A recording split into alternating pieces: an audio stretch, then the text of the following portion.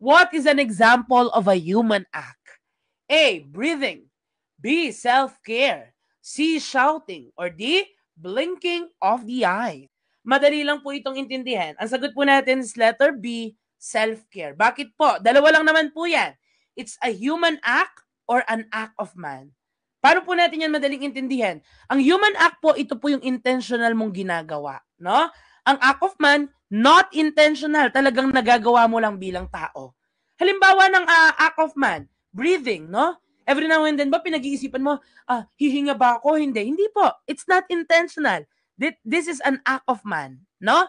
Shouting. Ang shouting po, hindi kasi kumpleto. So sa mga sumagot ng letter C, medyo patatawarin ko kayo. Pero kasi ang original na question nito, shouting because of fear. Shouting because of anger, mga tipong ganyan. And kapag gano'n, not intentional. Minsan, syempre, kapag nakakita ka ng multo, papasigaw ka talaga, no? Hindi mo na pag-iisipan. It's an act of man, no?